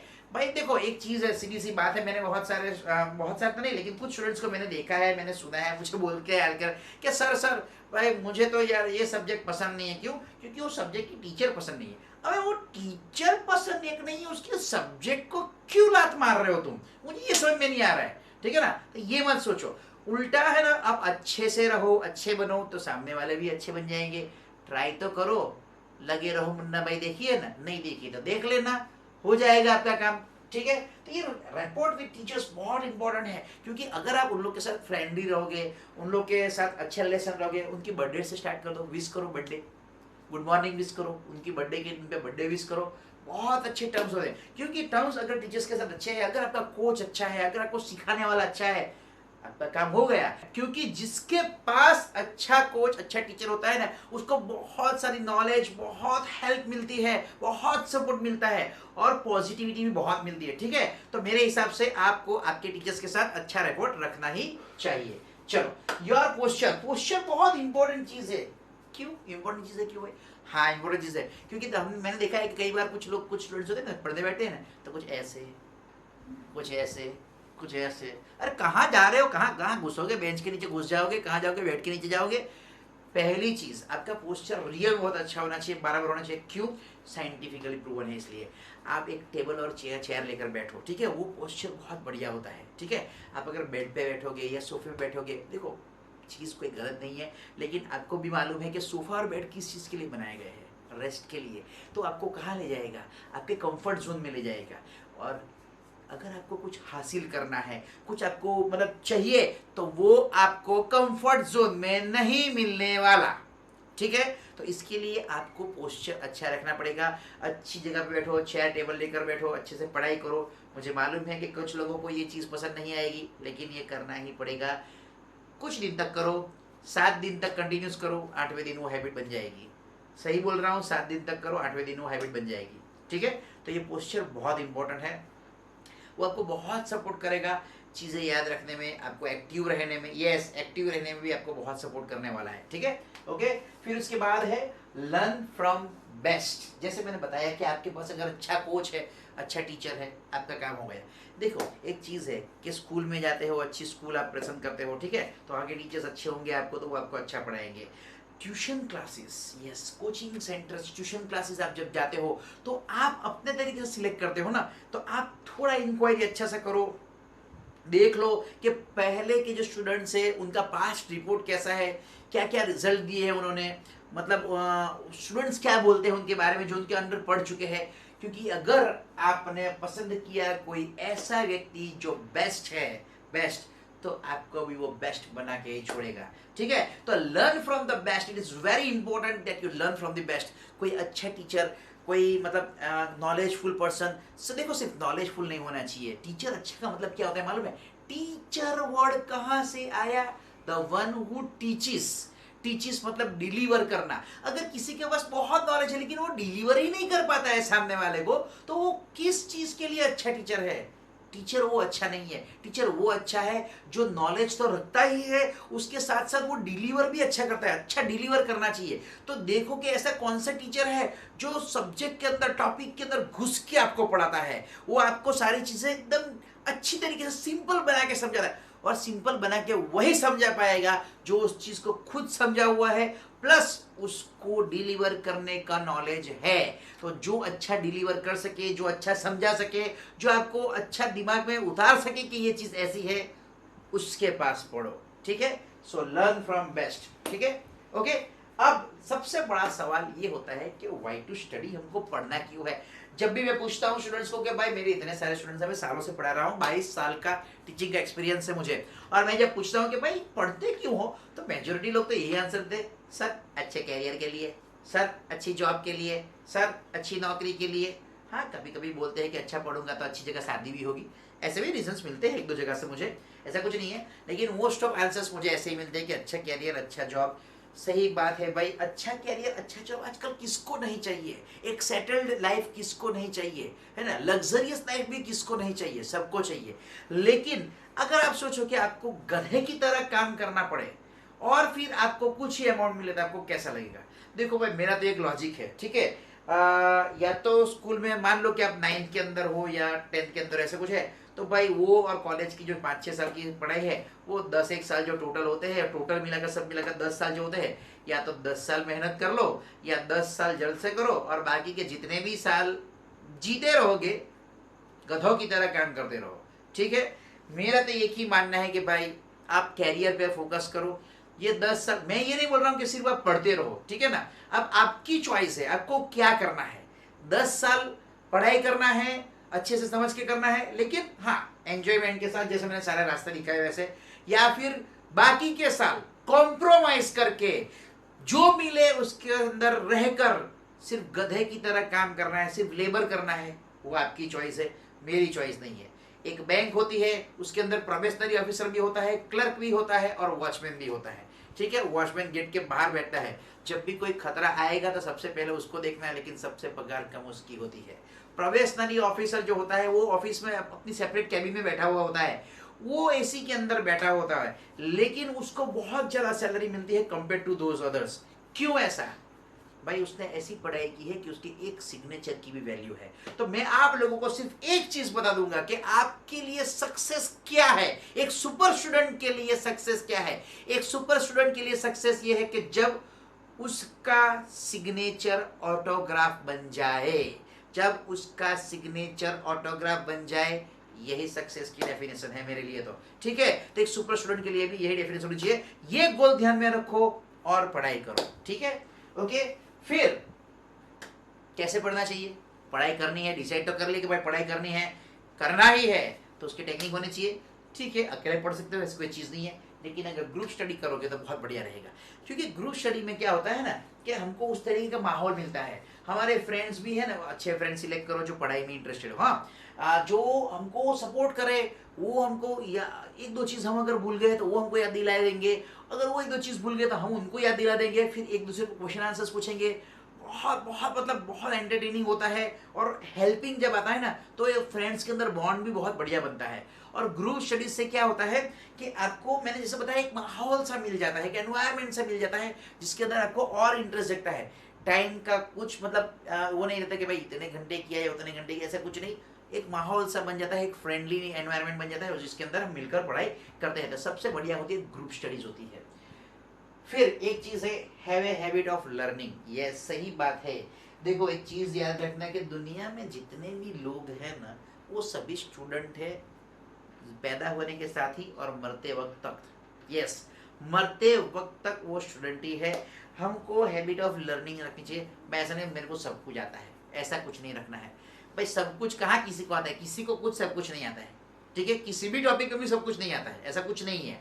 ठीक है, तो एक हैबिट रखो आप लर्निंग की। देखो स्टार्टिंग में आपको शायद ऐसा लगे कि क्या यार ये क्या बोल रहा है, लेकिन फिर ना आप उसको एंजॉय करोगे, क्योंकि सीखना है। ये क्यूरियोसिटी, हम बच्चे थे, छोटे थे, तब यही था, क्यूरियोसिटी थी, हमको सीखना है, जानना है ये क्या है वो क्या है।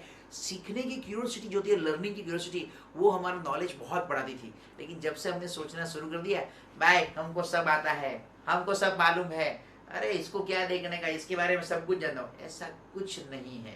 हमको थोड़ा सा कुछ सब चीज के बारे में मालूम है, बाकी आगे सीखना है। तो जब तक हो तब तक सीखते रहो, एक हैबिट रखो लर्निंग की, हमेशा नॉलेज मिलता रहेगा। क्योंकि लर्निंग की जो हैबिट रखता है ना, वो हमेशा रिसीवर होता है। रिसीवर, वो रिसीव करता है, तो उसको रिसीव करता रहेगा नॉलेज। हाँ, डिलीवर भी वो करेगा, जब जरूरत पड़ेगी तब उसका यूज भी करेगा डेफिनेटली, क्योंकि उसको समझ के साथ सारी नॉलेज ली है। लेकिन लर्निंग हैबिट बहुत जरूरी है।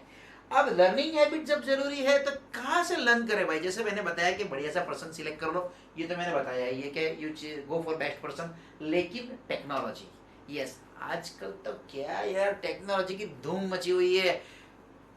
अब इसको भी यूट्यूब पर ही देख रहे हो ना, ये भी तो टेक्नोलॉजी है। सही बात है। तो टेक्नोलॉजी का कितना बढ़िया यूज है। बहुत सारे एनिमेटेड वीडियोस होते हैं, बहुत सारे टीचिंग के वीडियोस होते हैं, बहुत सारी इंफॉर्मेशन, सिर्फ पढ़ाई के नहीं, बहुत सारी इंफॉर्मेशन, नॉलेज के वीडियोस होते हैं। उसको आप है ना जरा सर्व करो, देखो, एंजॉय करो उस चीज को। गाना भी देखो, यूट्यूब पे गाने भी सुनो, मैं कहाँ मना कर रहा हूँ, लेकिन उसके साथ साथ ये सारी चीजें भी देखो। ठीक है, उसका लेवल थोड़ा कम रखो गाने का, और उस चीज का थोड़ा टाइमिंग कम रखो, इस चीज का सर्फिंग का नॉलेज का ज्यादा रखो। क्योंकि गाना और वो सब देखने के लिए पूरी उम्र हम लोग कभी भी कुछ भी चीज़ देख सकते हैं, लेकिन कुछ चीज़ों के लिए फिक्स टाइम होता है, या वैसा बोलो कि सही मायने में जो चीज़ उस एज में हो जाए वही बढ़िया होती है। ठीक है, तो आप सर्फिंग रखो, टेक्नोलॉजी का बढ़िया सा यूज़ करो, और उसको नॉलेज एक्वायर करो और पढ़ाई करो। ठीक है, और last but not the list मैं आपको दिखाने जा रहा हूँ, वो है, अरे यार ऐसा मत बोलो यार, मेरे को क्यों ऐसे देख रहे हो? देखो ना, बढ़िया सा चीज़ है, अवॉइड जंक फूड। है ना, मैंने क्या बोला, अवॉइड जंक फूड, तो मैं ऐसा नहीं बोलूँगा कि छोड़ ही दो, छोड़ दो तो बहुत अच्छा है, लेकिन ऐसे तो नहीं छूटता है, मुझे मालूम है। हाँ, जहाँ तक हो सके कम कर दो, जितना हो सके कम कर दो, क्योंकि जो जंक फूड होते हैं ना, वो इजीली डाइजेस्टेबल नहीं होते हैं हमारे स्टमक के अंदर, ठीक है। वो इजीली डाइजेस्ट नहीं होते हैं, तो क्या होता है कि हमारा जो डाइजेस्ट सिस्टम है उसको थोड़ा वो रप्चर कर देता है, मतलब वो अपसेट कर देता है। और फिर मैंने जैसे बताया कि if a person is not fit, physically fit, तो वो मेंटली भी फिट नहीं रहेगा। अगर उसको कुछ ना कुछ तकलीफ होती रहेगी, कॉन्स्टिपेशन या गैस या एसिडिटी या ऐसी कुछ तकलीफ उसको होती रहेगी ना, तो वो कभी भी फोकस नहीं कर पाएगा किसी भी चीज़ में। पढ़ाई की बात नहीं कर रहा हूँ, किसी भी चीज़ पे, किसी भी काम में वो फोकस नहीं कर पाएगा, और फिर उसका मन उखड़ा उखड़ा रहेगा। देखना जिसको कॉन्स्टिपेशन उसका प्रॉब्लम होता है ना, वो बहुत चिड़चिड़ा ऐसा होता है, बहुत गुस्से में रहता है, छोटी छोटी बातों में गुस्सा कर देता है, ऐसा होता है। वो एक्चुअली क्या होता है कि कॉन्स्टिपेशन वो सब चीज़ों की वजह से होता है। तो मैं ये इसलिए आपको बोल रहा हूँ कि ये चीज़ से ज़्यादा होता है। तो मैं आपको ऐसा बोलूँगा कि जहाँ तक हो सके अवॉइड जंक फूड्स, उसको मत लो, ये जंक फूड्स को मत लो।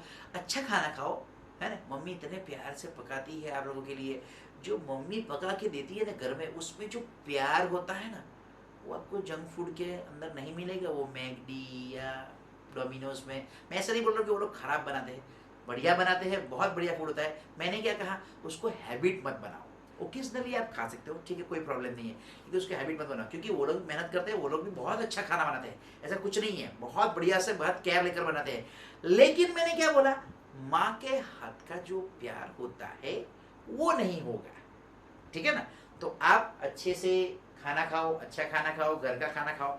कभी कभार ठीक है, एक आध बार हो गया महीने में, ठीक है, लेकिन जंक फूड को बने हो सके तो तब तक अवॉइड करो, ठीक है। तो आपको मैंने इतने सारे तरीके दिखा दिए हैं, मैंने बहुत सारी चीज़ें बताई है। मैंने ये भी बताया है कि सिर्फ पढ़ाई नहीं करना है, बहुत सारी चीज़ों में इंटरेस्ट लेना है। और अब तो आ गया है नया एजुकेशन पॉलिसी, तो उसके अंदर भी उन लोग ने यही बात बताई है कि न्यू एजुकेशन पॉलिसी के अंदर क्या बताया है, एक्स्ट्रा करिकुलर एक्टिविटीज हो वो एक्स्ट्रा नहीं रही है, अब वो मेन एक्टिविटीज हो गई है। डांस, क्राफ्ट, ड्रामा, एक्टिंग, फिर कारपेंट्री, फिर वो क्या बोलते हैं बेकरी, अरे सब चीजों को उन लोग ने मिला दिया है। मैं भी तो वही बोल रहा था, मैं भी तो वही बोल रहा हूं, सारी चीजें इंपॉर्टेंट है। अब तो सिस्टम भी आ गई है न्यू एजुकेशन पॉलिसी के अंदर, तो भैया फायदा उठाओ ना यार, यहाँ वहां सब जगह से नॉलेज ले लो ना। 3 इडियट्स में आमिर खान ने बोला था ना, जैसे मैंने पहले बताया कि 3 इडियट्स में आमिर खान ने बोला था कि नॉलेज हर जगह है, हर जगह ले लो, हर एक सब्जेक्ट में है, मजे लो। बहुत अच्छी सिस्टम आ गई यार, बहुत नसीब वाले हो। अरे यार मैं रह गया, मैं पुराने सिस्टम में पढ़ के निकल गया यार, शिट। आप लोगों को अच्छी सिस्टम मिल गई, चलो कोई बात नहीं। आपके भाई बहन या आपके फ्यूचर में आपके बच्चे ये सिस्टम में पढ़ेंगे, बहुत अच्छा है ना, बहुत नसीब वाले हैं। तो आप भी तो नसीब वाले हुए ना, क्योंकि आपके छोटे भाई बहन पढ़ेंगे या आपके बच्चे पढ़ेंगे फ्यूचर में, वो भी तो आप ही को फायदा होगा, ठीक है।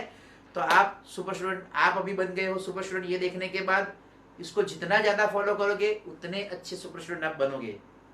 आप बन गए हो, दूसरों को भी बनाओ, दूसरों को भी सिखाओ, ये सारी चीज़ें आपको फायदा होगा, ये दूसरों को भी बताओ, ठीक है। ओके, तो जितना हो सके उतना इस वीडियो को शेयर करना, ताकि बहुत सारे बच्चों के तक ये पहुंच सके, बहुत सारे बच्चे इसको देख के अपने आप को जो जो इन्फीरियरिटी कॉम्प्लेक्स में जी रहे हैं उससे वो बाहर आए, अपना जो टैलेंट है वो बाहर निकाले, अपने स्किल्स जो है वो बाहर निकाले, और दुनिया में बहुत अच्छा सक्सेस अचीव करें जैसे आप करने वाले हो, ठीक है। So thank you very much for watching this video. आगे भी मैं ऐसे वीडियोस पोस्ट करता रहूंगा, आगे भी बहुत बढ़िया से टॉपिक्स पे लाने वाला हूं। स्टे ट्यून्ड, देखते रहिएगा मुझे, हार्दिक देसाई, ठीक है, बाय।